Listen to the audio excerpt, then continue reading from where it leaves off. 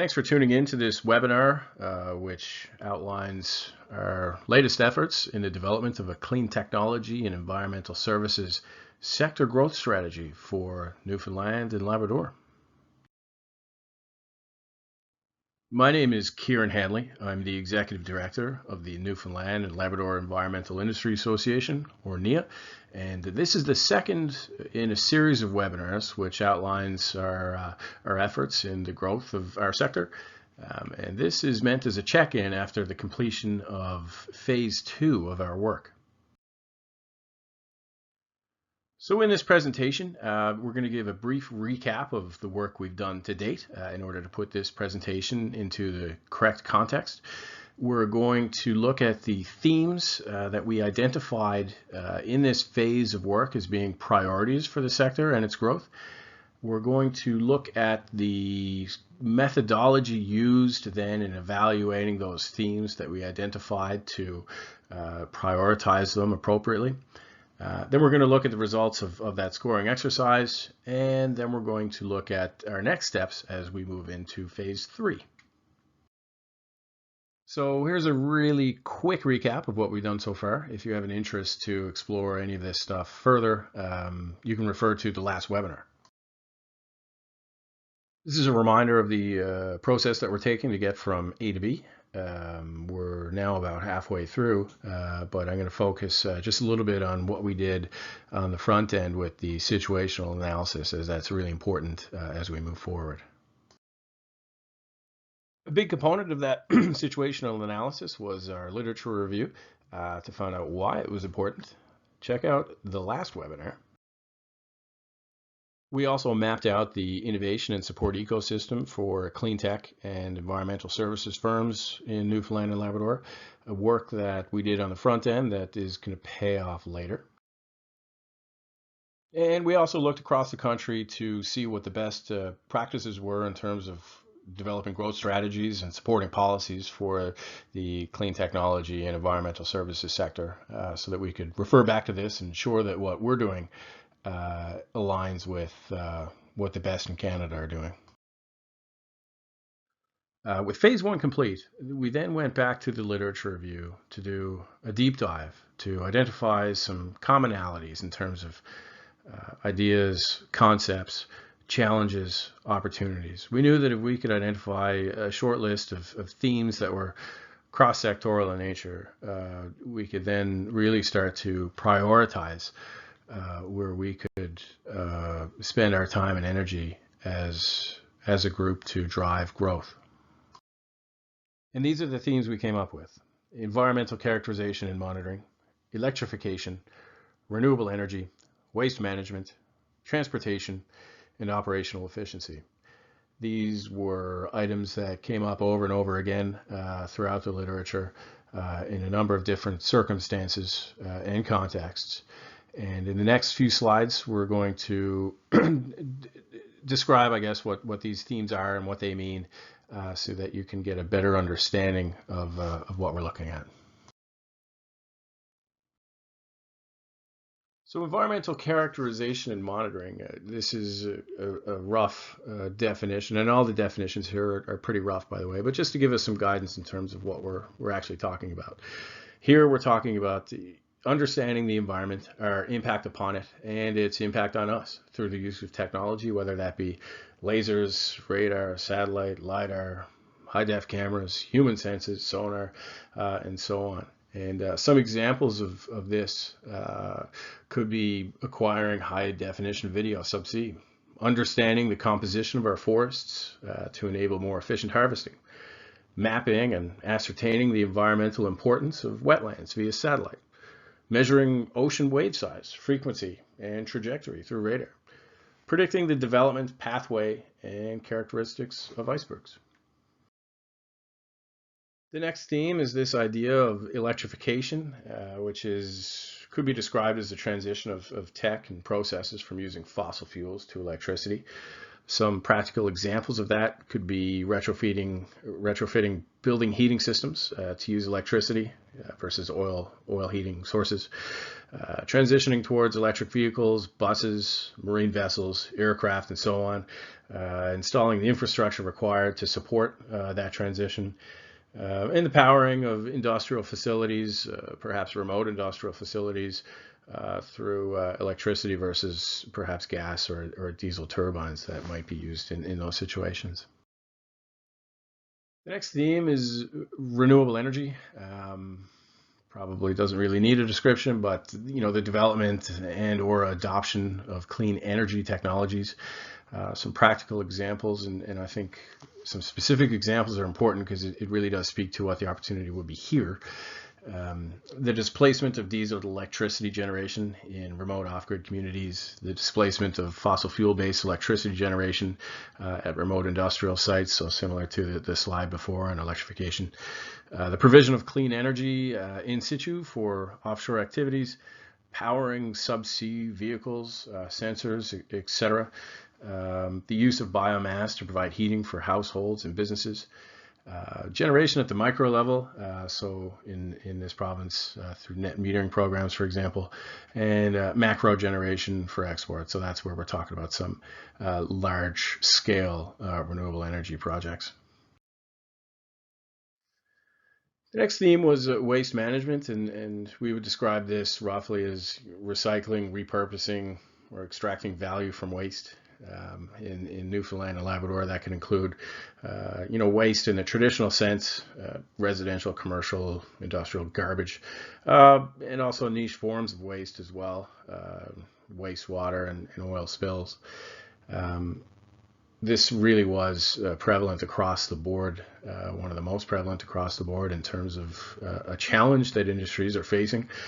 Some examples specifically dealing with mortalities or affluent emanating from aquaculture operations, extracting the most value from wood and bark chips in the forestry industry, minimizing waste rock and wastewater created through mining processes, wastewater generated by municipalities and industries as well, and accidental waste events such as oil spills. We kind of slip that and other similar events, I suppose, into this waste management theme. The next theme is transportation, reducing the environmental impact created by the movement of people, goods, services, or garbage wastes. Some examples could include reducing the need for transportation to remote sites, driver training to increase the efficiency of that transportation, the adoption of zero emissions transportation technologies, the design and construction of different modes of transportation, and the collaboration between industry, regional partners to identify transportation efficiencies. And the last theme that we kind of unearthed is a little bit more nebulous and harder to define, but we're calling it operational efficiency, increasing the efficiency of industry through the refinement or introduction of new processes to improve on environmental outcomes. That could be through the reduction of GHGs, wastes, materials, water use, and so on.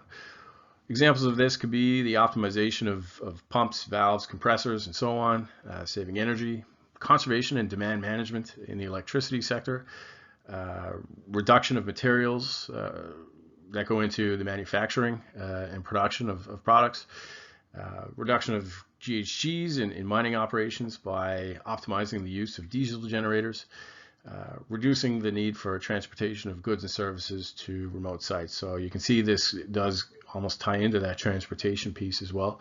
But essentially this is the idea of not necessarily an introduction of new technology, but new processes to improve on environmental outcomes. And typically when you're improving efficiency, you're also going to reduce your costs as well. So with these 6 themes identified, what we did next in this phase was analyze them to help us establish some priorities for our sector growth plan. But before we get into what the results of that prioritization was, I think it's worthwhile to talk about how we got there and what methodology we used, because essentially we're trying to introduce some objectivity into what really is a subjective process. And one way to do that is by using an approach called the balanced scorecard. So you have your inputs and then you apply weighting to each of those inputs to ultimately end up with your outputs. And I'm going to describe how we dealt with inputs, the weighting, and the outputs for this strategy in the slides ahead. When it came to the inputs, what we were looking for were the opportunities for each theme under the industry verticals. So what I mean by that is in the literature, we would look at a certain theme, for example, electrification, and apply that to all of the industries that we were examining. So from a scale of 1 to 10, how important, what are the needs, what are the challenges for electrification as it relates to mining? And then you would score that, and you would score that same theme in relation to the other industries relative to that. Of course, those scores are somewhat arbitrary. They're the opinion of individuals. Even though it comes from the literature, it is an interpretation. So what we're trying to do through the weighting element here is introduce some objectivity into the scoring. And we applied 2 different weights through the process. The first of which was the economic growth or innovation potential of each theme. So with each of our themes, again, we'll just take electrification as an example. What is the domestic market potential for product and service development in that theme? What is the commercialization potential for new products and services? What is the export potential? Is there existing research capacity within our institutions relating to this theme? Are there companies here already doing this? Do we have a strong private sector element, or are we starting from scratch? And are there any regulatory drivers to assist in growth, or are there in fact barriers which would be obstructive to growth? The second weight we used in the scorecard was a judgment on the relative importance of each of the industries we analyzed to Newfoundland and Labrador's economy. And that's a judgment we made using quantitative measures like the GDP contribution of each industry to the province, and then also some strategic information as well. A little bit more qualitative. How important is this industry, or how is this industry expected to grow over the next 10 years, 20 years, or is it expected to remain stagnant? Will it shrink? So between both the first and second measures there, we arrived at a weight score for the industry. So just to show you how this should work in practice, let's take a theme that everyone felt quite positive about, scored 10 out of 10 across the board. Then we apply the weighting to it. As it turns out, this theme only has moderate economic growth potential, according to the criteria that we've established. And in fact, the key applications of the theme are for industries with lower impact on the provincial economy. So after doing a bit of ground truthing, the adjusted output would in fact be 5 out of 10. So that's how the weighting is supposed to work. It's supposed to, again, introduce that bit of objectivity into a fairly subjective process. So through the scoring and the balanced scorecard approach, we've established some priorities. At the end of all of this, we have to ask ourselves, do the results make sense? And then, of course, where do we go from here? So let's get into what those results look like at the end of the day. I'm not going to get into the weeds of the individual scores and the rationale for each of the individual scores for each theme across the board. That would be a long presentation. But this is kind of a visual representation of some of the things we could suss out. On the left side, you're seeing two industries and how each theme applies within each of those industries. On the right side, you're looking at a particular theme and then some of the economic growth potential criteria that we weighted against each theme. So you really can start to see how going through this scoring process can provide you with some information and insights that perhaps weren't so obvious when you were doing the reading of the literature review. From all of that analysis, we were able to gain a pretty good understanding of the opportunities and challenges associated with each theme. And while this pie chart is kind of instructive, the real value was in what we learned about each of these themes through their scoring. And we're going to go through one by one to understand some of the strengths and weaknesses and potential opportunities associated with the themes. Up first, we'll look at characterization and monitoring. Some great strengths here, and I won't go through line by line. The slides will be available for download as well, but a lot of the tech here is cross-sectoral in its application. There's a lot of businesses in Newfoundland and Labrador developing technologies that are internationally competitive and highly exportable. There's a lot of opportunity for pilot projects, demonstration projects, collaborative R&D, because the industries in which these are applied are really important to Newfoundland and Labrador and its economy. And there's a lot of strong research capacity as well within the institutions. Not many weaknesses here. One thing I will note, which will come up again, is the federal clean tech funding programs are typically tied to greenhouse gas reductions.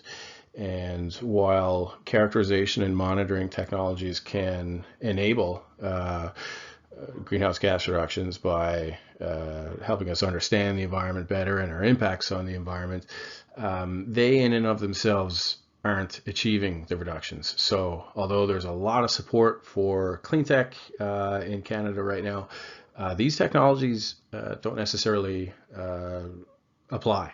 So a potential gap has been identified there. Some key opportunities here, building on our strengths. Keep doing what we're doing. We've done a good job to support innovation and entrepreneurship in this space. And we can angle that towards some emerging industries here. And also understand that although we celebrate our expertise here in the ocean space, and rightfully so, we also have quite a bit of expertise that we can pair with that in the terrestrial world as well. Within the ecosystem, this is really emerging as a strong focus for the Ocean Supercluster Initiative.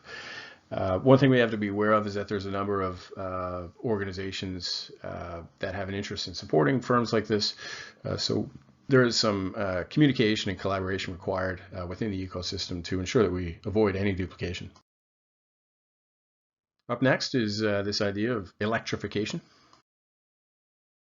Some big strengths here. Electrification, it's a huge international trend. It's not going away. So that means that there's international markets for any products or services that are developed here. It's going to be an important priority here within the province for the purposes of mitigating increased electricity rates. And of course, aside from that economic element of electrification, there's a lot of environmental benefit, of course, associated with it, which means there will be support financially from the federal government with its programming. A few weaknesses. It's unclear, I guess, to what degree smaller SMEs can participate in this transition. There's not a whole lot of companies here that have developed products or services in that regard, so we just have to understand how we can best support growth in this space, as it will be different than some of the other themes. The key opportunity here is that there's an alignment between economy and environment, both domestically and internationally. And when that's the case, there's a real opportunity for immediate activity and longer-term R&D and innovation. There's not many actors involved in this space here in the province from within the ecosystem. So NEIA could play a real significant role in pushing priorities. And there are some major players operating within the province that have international reach that may be interested to assist in that regard. Up next, renewable energy. A few interesting strengths here. Newfoundland and Labrador has expertise related to hydroelectricity, an expertise that may be exportable, something we haven't really done a deep dive into to this point. We also have expertise related to activities offshore through our oil and gas industry, and that expertise has proven to be transferable to marine renewable industries like offshore wind. A few weaknesses that we really need to be reticent of in exploring how to support this particular theme. The regulatory framework in Newfoundland and Labrador is highly restrictive for renewable energy projects, and since our energy mix will soon be almost entirely clean, there's less environmental benefit associated with renewable energy development, and there's just going to be less financial and policy support for such development. So something to be cognizant of. Some of the off-grid opportunities that we talk about, they're not numerous enough really to support sustainable growth for developers. And when we talk about larger scale renewable energy opportunities, in many cases, those resources are stranded by lack of transmission infrastructure. Addressing that challenge is probably beyond the private sector really to influence.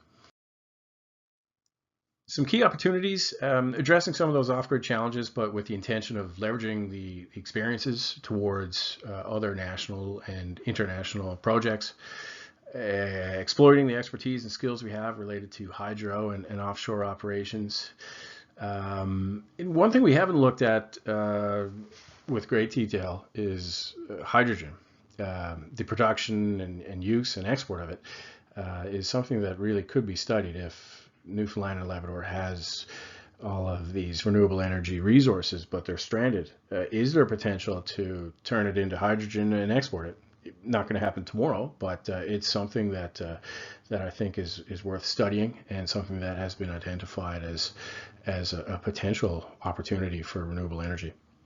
There are a number of really strong partners in the ecosystem related to marine renewables and forestry and so on. So there's some really great partners to work with on this. Moving on to waste management. Some big strengths there. Waste management is a challenge being experienced by most of the major industries in the province.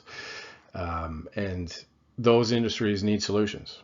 And there is a possibility that some of these solutions can be mutually beneficial. So there's potential for aquaculture and agriculture, for example, to work together towards innovative solutions. And that's a really interesting idea and something unique, I think, to this theme.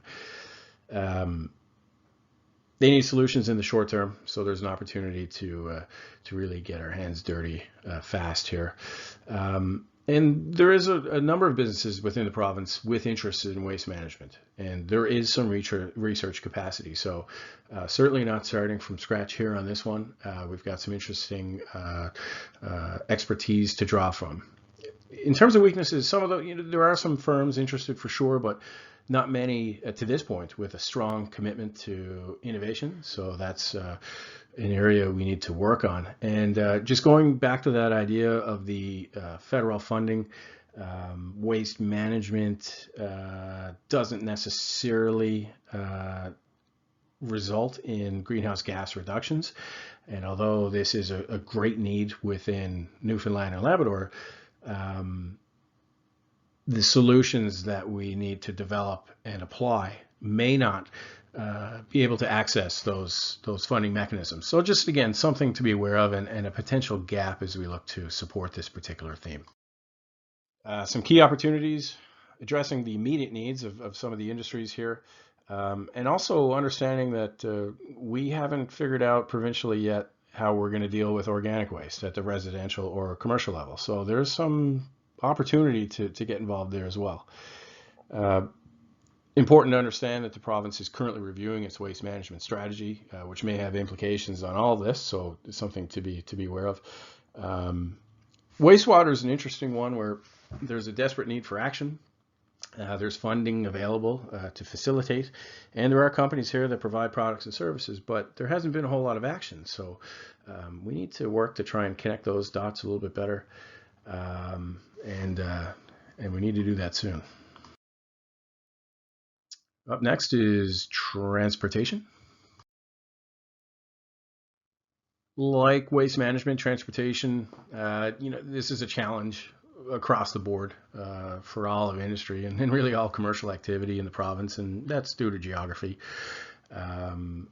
We do have a particular expertise in and around marine transportation. There's some ship and vessel design being done, and of course there's lots of marine transportation activity.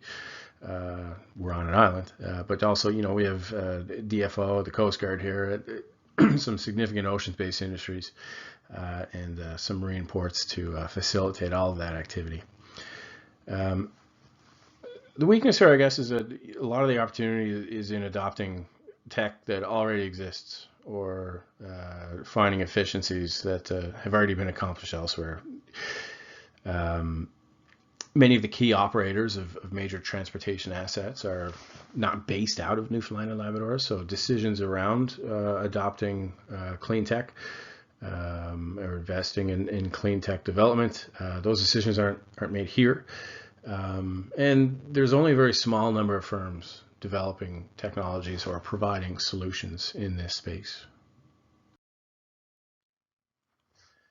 In terms of key opportunity, facilitating the adoption of clean tech can contribute to long-term sustainability of some of these key industries in Newfoundland and Labrador. And there is an opportunity as well in providing the infrastructure to enable that adoption. So charging infrastructure, for example, the electrification of marine ports, and so on. And last, but definitely not least, is this idea of operational efficiency. Big strength there, obviously, is that operational efficiencies can reduce both financial costs and environmental impacts. And when both of those things happen at the same time, it sets the stage for a lot of activity. For industries of all kinds, demonstrating improved environmental performance increasingly becoming important, more and more important. And operational efficiency measures, often the least cost options, so highly attractive across the board. The weakness, though, is that the concept, I suppose, is a little bit nebulous. Each solution is going to be as original as the challenge that it's designed to solve. So it's hard to say how you would define the exportability, for example, of operational efficiency measures. It may be a case-by-case scenario. So that may make it a little bit more difficult to understand how to support this particular theme. The key opportunity there is that all industries are going to be interested in increasing efficiency. There's no doubt about that. And there are some organizations here locally that provide programming that help firms explore those kind of efficiencies. So there are some ready-made partners to work with here. So kudos to anyone who's made it this far in the presentation. We're approaching the half-hour mark. Not long to go, I promise you. With all this information in hand, what should our next steps be? The first step is to really validate what we've done up to this point. So when it comes to the 6 themes that we've identified, we need to ground truth whether or not the conclusions that we've come to are indeed accurate. And that's going to require some stakeholder engagement, and there's a number of arrows popping out from there because depending on the theme, there's different stakeholders involved. So we've got some work ahead of us to make sure that we continue to be on the right path. Having done that, then what does each theme, or we could view these really as microclusters, need in order to achieve growth? And when we identify what those needs are, what supports already exist? What is missing? And that's where the work we did in our situational analysis to identify the support programs out there, that's where that's really going to come in handy, because we can go and match existing supports and identify gaps related to each particular theme. From there, we finally developed a strategy. And that's where we're going to go back again to our situational analysis, where we looked at some best practices in sector and cluster development. To make sure the strategies we're developing are in line with the best in the country that are doing this. And when we're finished that, then another round of stakeholder engagement to ensure that we're not doing something too crazy. Going back to one of the first slides that shows the steps we're taking to get from A to B, just wanted to give a visual representation of where we are in the process. We're about this far, but to be honest, I believe that much of the heavy lifting was done in the first two phases, and I think that we're only going to be a couple of weeks away from at least draft versions of the strategy ready for your feedback. With that in mind, if you have any feedback at all on what we've done to date or what we're planning to do, by all means, please get in contact with me. These are my coordinates. Would be interested to hear any comments or ideas that you have. Really important to us to get whatever insight we can from those that are interested enough in any of this to listen to a 30-minute webinar. So that's it for phase 2, and we'll check in again at the end of phase 3.